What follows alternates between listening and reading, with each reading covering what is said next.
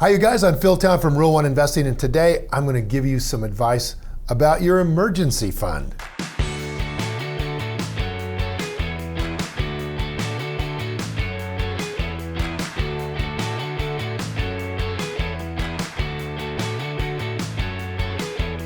Look, wouldn't it be great to have a little bit of extra money set aside that you could use to cover any setbacks you have, kind of that life throws at you, right? What Charlie Munger calls the natural vicissitudes of life.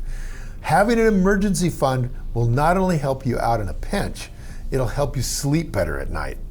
An emergency fund is a reserve of money that covers expenses you wouldn't normally plan for. These are things like a car wreck that might not have enough insurance to cover, maybe damage from a storm that isn't totally covered by insurance, maybe some expensive medical bills, hospital visit, or an unexpected layoff and you need 3 to 6 months of capital before you are really able to expect to get a job again. And the reason to have one is really simple. You don't know what's going to happen in your life, and sometimes you just need a little extra, and it's really good to be prepared. So how big should your fund be? Most people will tell you you need 3 to 6 months of living expenses, but that all depends on your own financial situation. If things are pretty stable, you may only need about 3 months. If you're the only earner in your household, then okay, you maybe need to save some more. The funds should be liquid, which means that you can get to them quickly.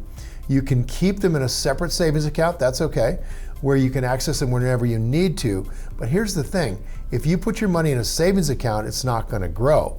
It's gonna be there for sure if you need it, but it's not gonna grow. Another way to think about it is maybe learn Rule 1 investing, have the money invested in companies that you bought that are super cheap with a big margin of safety, so that if you need to get the cash out of the market, you can get it out without taking a loss. So it's a little bit different way of thinking about it. So another benefit of having an emergency fund is that if you do it right, it keeps you from spending your money on a whim because it's not that accessible. There's a saying, out of sight, out of mind, and the same is true for how you store your emergency money. If you have a large store of extra cash that you don't readily have to have at the moment, you may find yourself wanting to spend some of it on a new TV.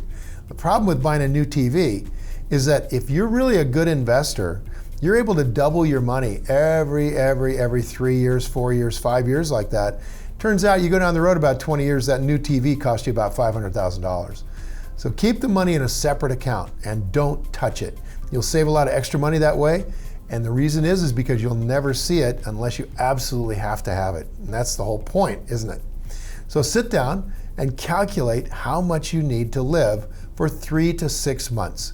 For most people, it might be between $10,000 and $15,000. So start saving that money to protect yourself from the things that life can throw at you. Now, when creating how much you need for 3 to 6 months, you want to take some things into mind, like accounting for your housing, your food, health care, utilities, debt. Don't worry about entertainment dollars, vacations, dining out, because it's pretty likely you're going to cut all those things out of there. So you're really looking at just the bare bones.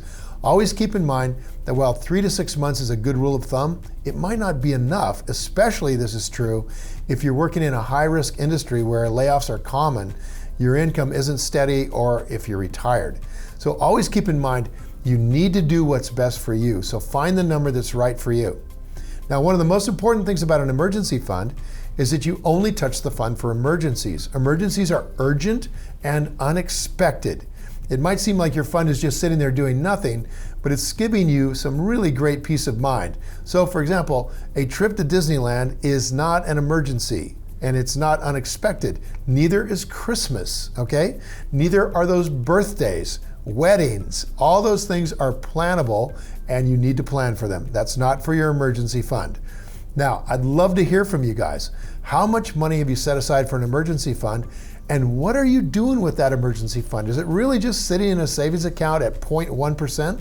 Or can you put it in a brokerage account, invest like a Rule 1 investor, and make 10 to 15, 20% a year on it while having it ready for an emergency? So leave a comment below with your answer and I'll be sure to follow up with you. We expect some controversy about this. Investing an emergency fund?